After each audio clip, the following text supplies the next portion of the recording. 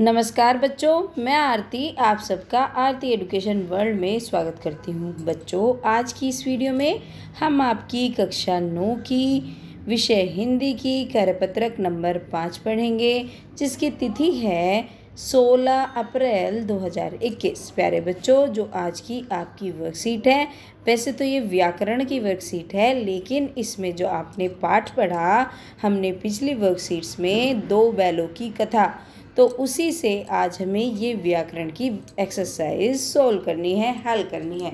और बच्चों, आप आसानी से कर लेंगे, इंटरेस्टिंग होगी, है ना। तो ये वर्कशीट आपको बहुत ही अच्छे लगने वाली है। तो चलिए शुरू करें। लेकिन उससे पहले आप क्या करेंगे, विद्यार्थी के नाम में अपना नाम लिखेंगे और कक्षा अध्यापक के नाम में लिखेंगे अपने क्लास टीचर का नाम। और अगर आप लिखते हैं अपने विषय अध्यापक का नाम, फिर लिखें अपने हिंदी टीचर का नाम। ठीक है, चलिए स्टार्ट करते हैं आज की वर्कशीट।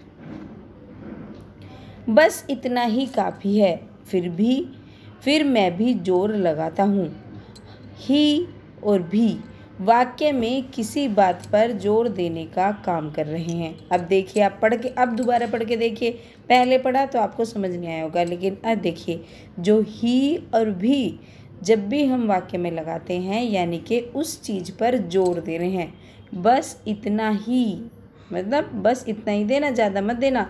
तो बस इतना ही, ये वहाँ पे एम्फेसाइज दिया जा रहा है, जोर दिया जा रहा है। फिर मैं भी जोर लगाता हूँ, है ना। वो जोर लगाता है, जैसे कोई बात बता रहे हैं कि रवि जोर लगाता है, मोहन लगाता है, फिर मैं भी जोर लगाता हूँ, पर कुछ नहीं होता। तो ये क्या, इसमें जोर दिया जा रहा है कि हाँ, ऐसा कर रहे हैं।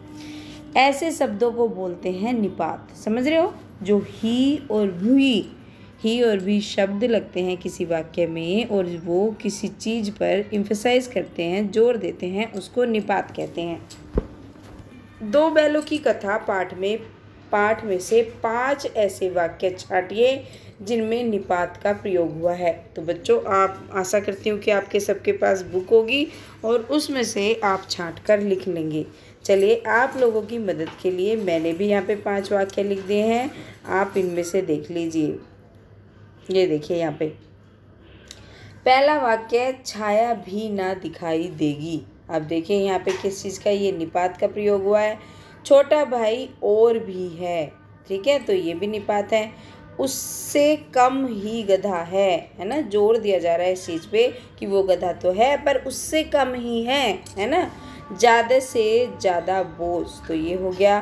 बेगानों से लगते थे। कैसे लगते थे, बेगानों से और ज़्यादा से। ठीक है, तो ये जो से आया है, ये भी यहाँ पे निपात का काम कर रहा है।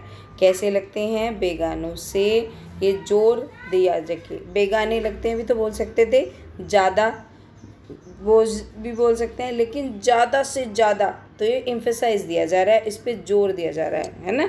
ज़्यादा बोझ बोलेंगे उतना प्रभावी नहीं लगेगा, लेकिन ज़्यादा से ज़्यादा बोझ तो ये प्रभावी लग रहा है। बेगानों से लगते हैं, है ना।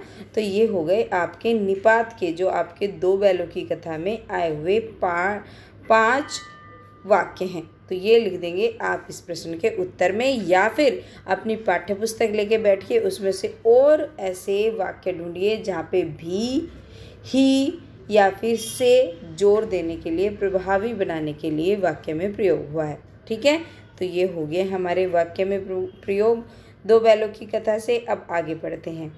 दो बैलों की कथा पाठ में जगह जगह मुहावरों का प्रयोग हुआ है। मुहावरे आप जानते ही होंगे बच्चे, ऐसी चीज़ जो दिखने में तो कुछ अलग होते हैं, लेकिन उनका मीनिंग कुछ अलग होता है ना। तो चलिए देख लेते हैं कौन कौन से मुहावरे हैं दो बैलों की कथा में जो प्रयोग हुए हैं। चलिए, और ये देखिए, इन्होंने खुद ही लिख दिए हैं कि वहाँ पे हिम्मत हारना, टकटकी लगाना, जान से हाथ धोना, ईंट का जवाब पत्थर से देना, दांतों पसीना आना।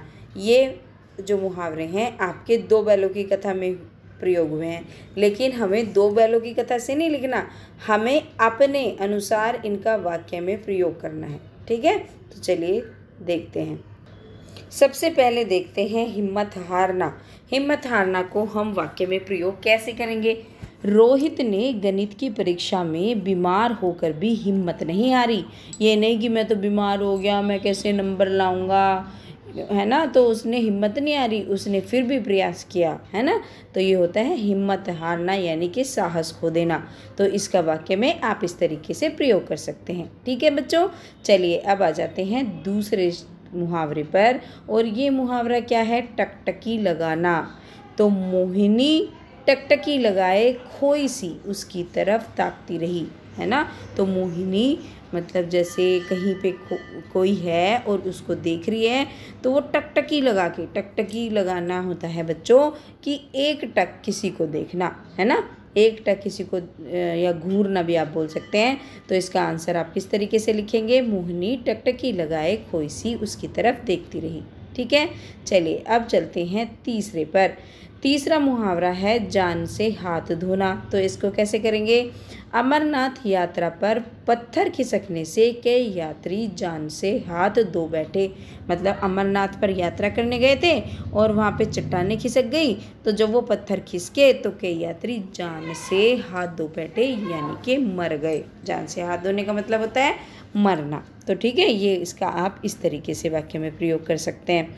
अगला देखिए, ईंट का जवाब पत्थर से देना। ये तो मुझे लगता है आप सबको आता होगा। मतलब अगर कोई हमारे साथ कुछ हमारी हानि करता है तो, या हमें परेशान करता है, तो हम भी उसका डट कर सामना करते हैं। जैसे भारतीय सैनिकों ने पाकिस्तानी सैनिकों को ईंट का जवाब पत्थर से दिया, है ना। देखिए कितना बढ़िया एग्जाम्पल है।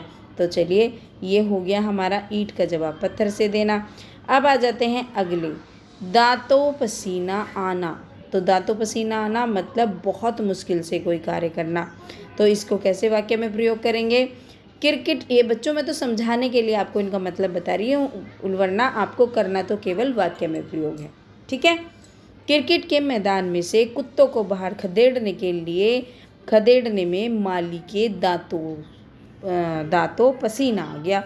मतलब जो माली है उस जो स्टेडियम में जो देखभाल करता है, उसने जब कुत्ते उससे भाग ही नहीं रहा था, उनको खदेड़ने में क्या हुआ, दांतों पसीना आ गया। ठीक है, ये हो गए आपके वाक्य में प्रयोग। चलिए आगे चलते हैं, आगे देखते हैं वर्कशीट में क्या दिया गया है। आगे है, जो शब्दांश शब्दों के अंत में जुड़कर अर्थ में परिवर्तन लाएं प्रत्यय कहते हैं। जैसे अगर कोई भी, जैसे किसी भी शब्द में, मूल शब्द में बाद में कुछ शब्द जुड़कर कोई वाक्यांश जुड़कर, कोई शब्दांश जुड़कर वाक्य में परिवर्तन ला देता है उसके अर्थ में, तो उसको वो कहते हैं प्रत्यय। जैसे देखिए, समाज एक मूल शब्द है ना, समाज एक मूल शब्द है। जब हमने इसमें क्या करा, इसमें इक जोड़ दिया, है ना, तो सामाजिक, तो समाज तो अलग चीज़ है, सामाजिक होना अलग बात होती है। तो ये नया शब्द बना दिया एक इक प्रत्यय जुड़कर। ठीक है, तो इसे हम प्रत्यय बोलते हैं जब किसी भी मूल शब्द में पीछे कोई शब्दांश जुड़कर नया अर्थ देता है। जैसे सुगंध होता है महकना, महक, और सुगंधित यानी कि खुशबू वाला। तो सुगंध में अगर हमने इत जोड़ा तो क्या बन गया, सुगंधित। तो इसका नया अर्थ दे दिया, एक खुशबू का इन्होंने दे दिया कि महकना, है ना, सुगंधित होना, खुशबू देना, है ना। तो चलिए ऐसे बहुत सारे शब्द बना सकते हैं बच्चों आप। देखिए जैसे मानव शब्द है ना, मैं आपको इसलिए बता रही हूँ कि जिससे आपको क्लियर हो जाए।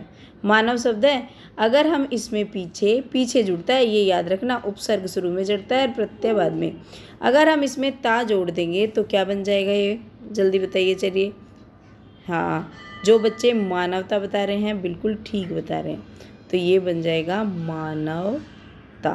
ठीक है, तो ऐसे बन जाते हैं। ठीक है, चलिए, जैसे दुकान में अगर हम दार प्रत्यय लगा दें तो दुकानदार बन जाएगा। तो ऐसे ही बहुत सारे शब्द आप बना सकते हैं प्रत्यय जोड़कर। अब देखिए, दो बैलों की कथा जो हमने पाठ पढ़ा, उनमें 10 शब्दों को छांटना है जहाँ पे इनमें से कोई भी प्रत्यय है, चाहे इक है, इत है, आ, गर, दान, ना, नी प्रत्यय। तो चलिए कर लेते हैं। दो बैलों की कथा का पाठ निकालो बच्चों, अपनी पाठ्य पुस्तक में आपको बहुत सारी चीज़ें मिल जाएंगी। देखिए, आपके लिए मैंने कुछ निकाले हैं छांट कर शब्द। पाठ में से 10 शब्द छांट कर क्या निकाले हैं। सबसे पहला तो हो गया चलना, चल के साथ ना जुड़ गया तो चलना हो गया। संकेत के साथ इक जुड़ गया तो सांकेतिक हो गया। संगठन के साथ जुड़ गया इत तो संगठित हो गया। चाटनी, ये नी प्रत्यय का है ना, नी जुड़ा हुआ है इसमें। भागा, तो भाग में आ जुड़ा तो क्या बन गया भागा। नादान यानी कि नादान, ये भी इसमें क्या जुड़ा है ना जुड़ा हुआ है। और मालिक, तो ये इसमें क्या है इक प्रत्यय, माली में इक जुड़ा तो क्या बन गया मालिक बन गया। ठीक है, अब देखिए कहानी है ना, कहने में ई जुड़ा हुआ है तो क्या बन गया कहानी बन गया। अब आगे चलते हैं, मार में आ जुड़ा, मार में आ जुड़ा तो मारा बन गया, और बंद में आ जोड़ दिया तो प्रत्यय जोड़ा तो क्या बन गया बंदा जुड़ गया। तो आप इस तरीके से अपने बच्चों किताब निकालो और किताब में देखो बहुत सारे मिल जाएंगे। ये तो मैंने आप लोगों की हेल्प के लिए दिया है, अगर आप और कुछ लिखना चाहते हैं तो वो भी लिख सकते हैं। तो बच्चों ये थी आपकी वर्कशीट, आशा करती हूँ कि आपको अच्छी लगी होगी, समझ में भी आई होगी। तो बच्चों अगर आपको अच्छा लगता है मेरा पढ़ाया हुआ तो आप अपने सारे दोस्तों के साथ भी शेयर करें, जिससे मेरी वीडियो से वो भी अपना काम करें और अपनी वर्कशीट को सोल्व करें। और जो भी बच्चे नए आए हैं चैनल पर, चैनल को सब्सक्राइब करके जाएं। मैं रोज़ आपके लिए वीडियो बनाती हूँ, और एक कमेंट लिखकर बताया करो बच्चों कि आपको वीडियो कैसी लगी। मैं हमेशा इंतज़ार रहता है मुझे आपके कमेंट का। ठीक है, चलिए बच्चों थैंक यू। लाइक ज़रूर कर दें वीडियो को सारे बच्चे। चलिए खूब मौज करिए, खूब मस्ती करिए, लेकिन सबसे इम्पोर्टेंट चीज़ क्या आपको क्या करनी है, बीइंग अ स्टूडेंट आपके लिए सबसे ज़रूरी है पढ़न करना, पढ़ाई करना, अध्ययन करना।